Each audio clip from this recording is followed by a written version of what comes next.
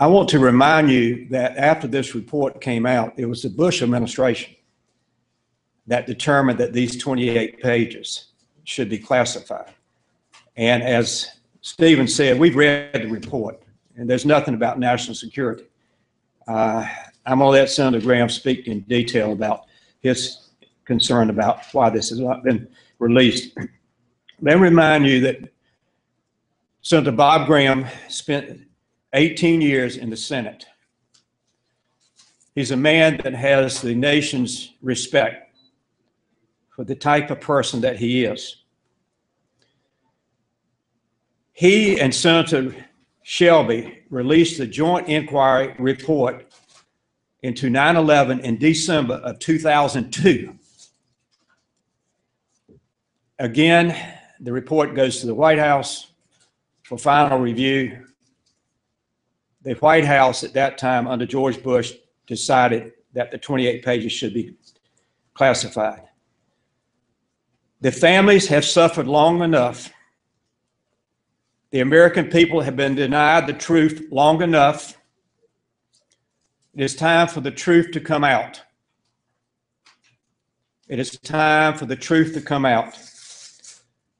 As Stephen said, I want to thank Senator Bob Graham. He had a daughter who was sworn in to the United States House of Representatives yesterday, and congratulations on that, Senator. With that, a man who has driven this issue since 2002, I'm not even going to begin to tell you what he has done, from court action to other types of action, because he knows that the truth will set America free. So with that, I introduce the esteemed senator from Florida, Bob Graham. Thank you.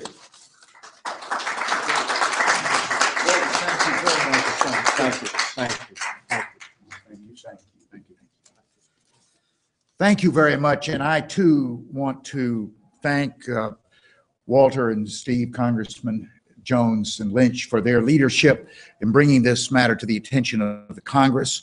I want to thank the family members who have been, without question, the most influential force in all of the changes that have occurred as a result of 9/11, and will be the most significant force in terms of convincing the president that it is time to give the American people the truth. Needless to say, my remarks that I will spouse this morning are considerably different than they would have been but for events in Paris this morning, which in my judgment bring this matter into its proper focus. But first, a little background. After 9/11, it was clear that the Congress was going to be called upon to conduct some form of an inquiry as to what happened. The decision by the leadership was to combine the intelligence committees of the House and the Senate into a single body, for the first time in the history of the Congress that had occurred, for purposes of carrying out this inquiry. The inquiry took the year of 2002. It included interviewing hundreds of witnesses, tens of thousands of pages of documentation, leading up to an over 800-page report, which was submitted in December of 2002.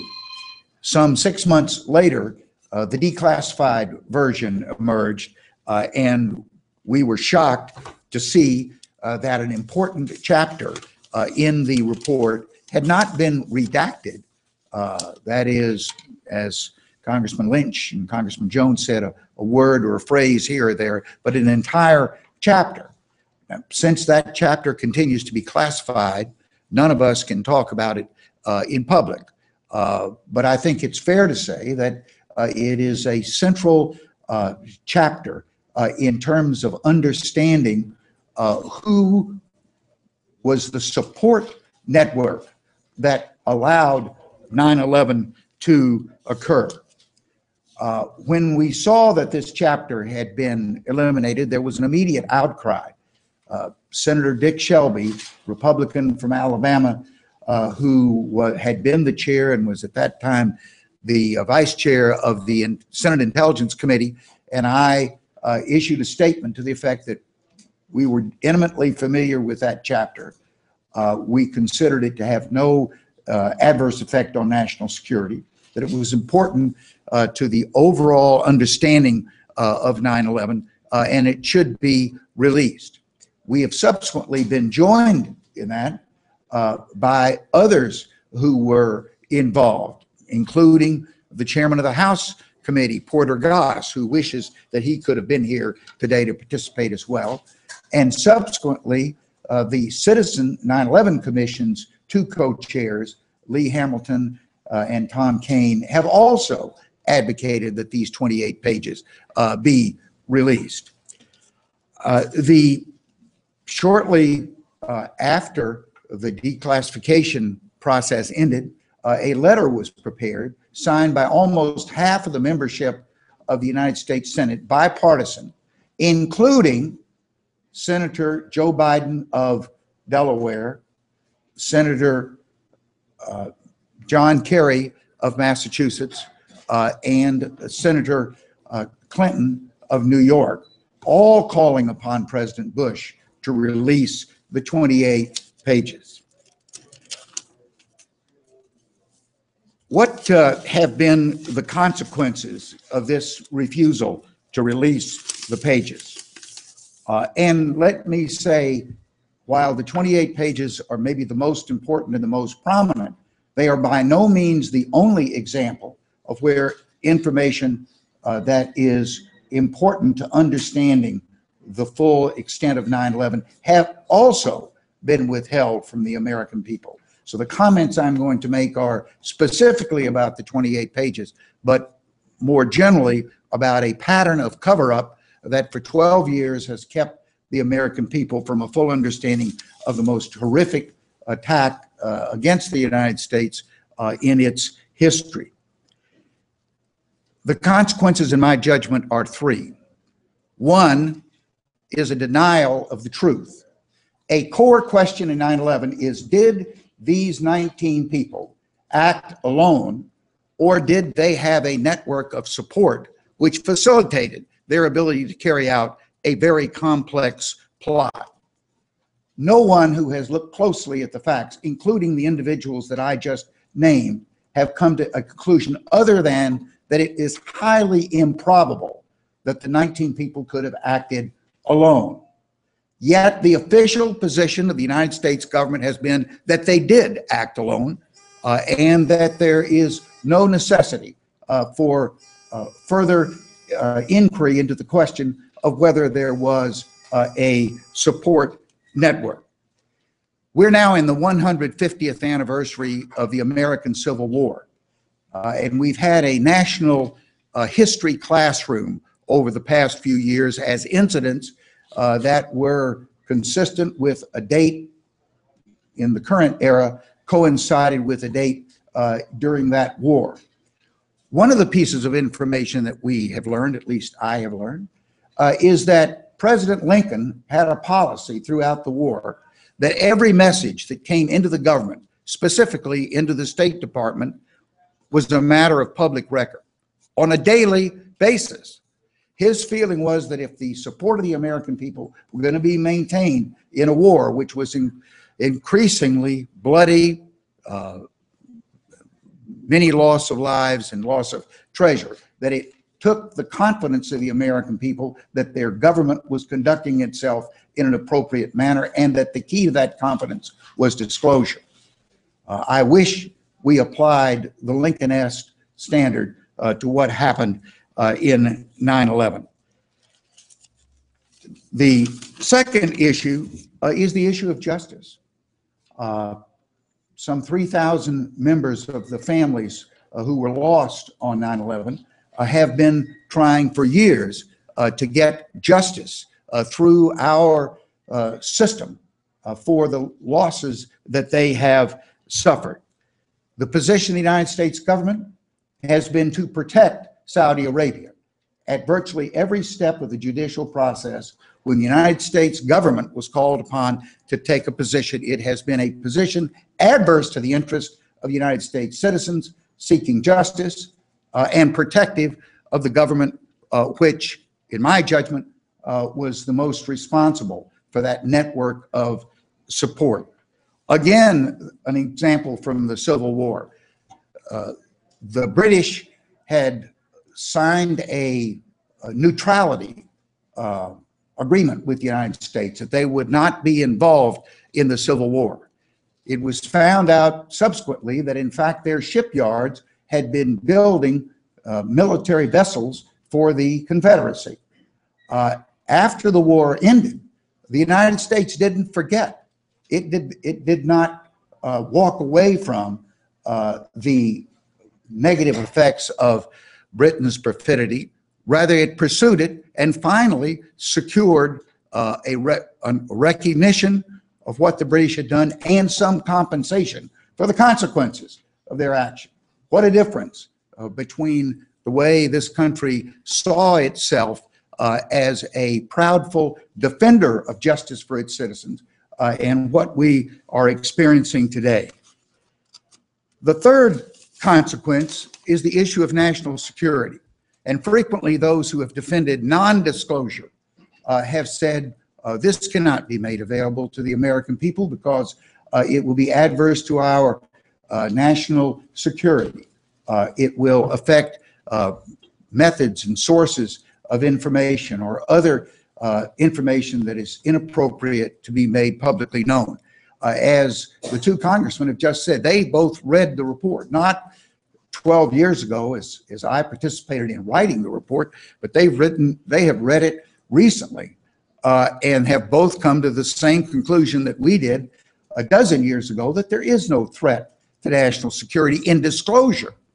I'm going to make the case today that there's a threat to national security by non-disclosure, and we saw another chapter of that today in Paris. Here are some facts. The Saudis know what they did. They are not persons who are unaware of the consequences of their government's actions. Second, the Saudis know that we know what they did. Somebody in the federal government has read these 28 pages. Someone in the federal government has read all the other documents that have been covered up so far. And the Saudis know that. What would you think the Saudis' position would be if they knew what they had done, they knew what the United States knew what they had done, and they also observed that the United States had taken a position of either passivity or actual hostility to letting those facts be known? What would the Saudi government do in that circumstance, which is precisely where they have been for more than a decade? Well, one, they have continued, maybe accelerated their support for one of the most extreme forms of Islam, Wahhabism, throughout the world, particularly in the Middle East. And second, they have supported their religious fervor with financial and other forms of support of the institutions which were going to carry out those extreme forms of Islam. Those institutions have included mosques, madrasas, and military. Al-Qaeda was a creature of Saudi Arabia. The regional groups such as Al-Shabaab have been largely creatures of Saudi Arabia. And now ISIS is the latest creature. Yes, I hope and I trust that the United States will crush ISIS. But if we think that is the definition of victory, we are being very naive. ISIS is a consequence, not a cause. It is a consequence of the spread of extremism, largely by Saudi Arabia. And if it is crushed, there will be another institution established, financed, supported to carry on the cause. So the consequences of our passivity to Saudi Arabia have been that we have tolerated this succession of institutions, violent, extreme, extremely hurtful to the region of the Middle East and a threat to the world, as we saw this morning in Paris. So I conclude by saying this is a very important issue. It may seem stale to some, but it is as current as the headlines that we will read today. It is an issue that goes to the core of the United States contract with its people, that the people would give the government the credibility and support to govern.